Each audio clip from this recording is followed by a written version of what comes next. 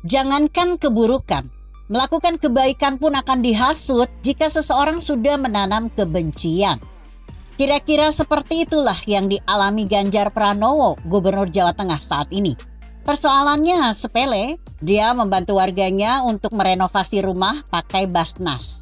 Kebetulan warganya itu adalah kader PDI Perjuangan. Total ada 50 kader yang dia bantu. Tapi rumah kader itu memang sangat tidak layak. Alasnya masih tanah, dindingnya dari bambu, atasnya asbes, dan luasnya cuma 3 kali 4 meter. Ya Allah, saya jadi berpikir, betapa susahnya jadi orang miskin di negeri ini. Jangankan bertindak kriminal, menerima bantuan dari pemimpinnya yang telah baik hati saja dipermasalahkan. Kalaupun Ganjar menggunakan dana dari Basnas, salahnya di mana? Apakah karena seseorang menjadi anggota partai, lantas dia haram menerima zakat meskipun dia miskin? Tidak. Menjadi kader atau tidak menjadi kader, selama dia miskin, maka dia berhak dan sah menerima bantuan yang bersumber dari zakat. Lagi pula dia juga warga Jawa Tengah yang mempunyai hak yang sama dengan warga lainnya. Ada 2 kemungkinan kenapa orang beramai-ramai menyerang Ganjar soal bantuan itu. Pertama, karena dia benci kepada Ganjar. Kedua, karena dia tidak pernah menyimak program dan kinerja Ganjar. Untuk yang pertama, saya tidak bisa memberi penjelasan. Sebagaimana Sayyidina Ali pernah menyampaikan, tidak perlu menjelaskan tentang dirimu kepada siapapun, karena yang menyukaimu tidak butuh itu, dan yang membencimu tidak akan percaya itu. Tapi jika geger-geger itu dilontarkan oleh orang yang belum tahu program dan kinerja Ganjar, sedikit banyak saya bisa memberi ulasan. Bantuan renovasi rumah tidak layak huni itu tidak Ganjar lakukan cuma saat ini, tapi sudah sejak tahun 2014 atau 8 tahun silam. Dan sampai saat ini sudah 1,14 juta rumah telah Ganjar renovasi.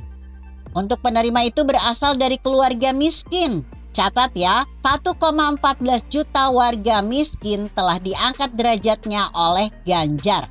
Jadi 50 kader itu cuma butiran debu di antara berjubelnya penerima bantuan Ganjar. Selanjutnya, setiap rumah mendapat alokasi rata 15 juta rupiah.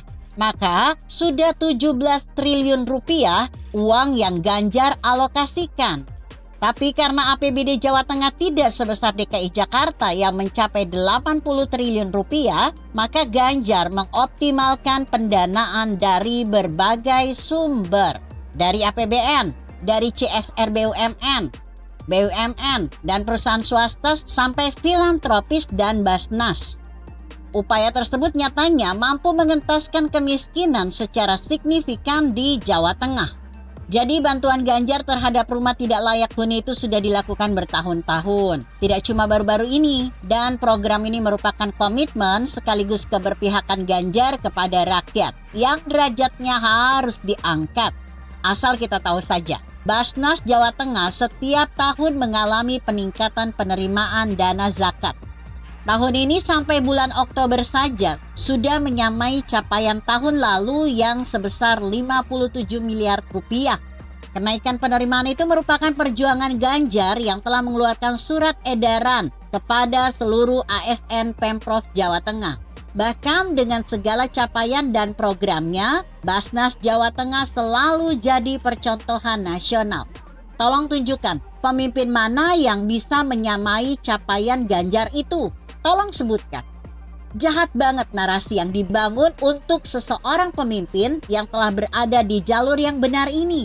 Mari kita sebagai generasi waras, generasi yang mampu menilai secara objektif, jangan terseret arus dengan narasi-narasi yang cuma berdasar kebencian dan kedunguan.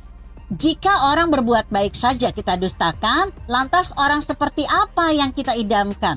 Mau mengandalkan orang yang kelihatan baik tapi justru menghalalkan segala cara, termasuk memanfaatkan agama untuk merenggut keinginannya? Kalau saya sih enggak deh. Begitu kira-kira.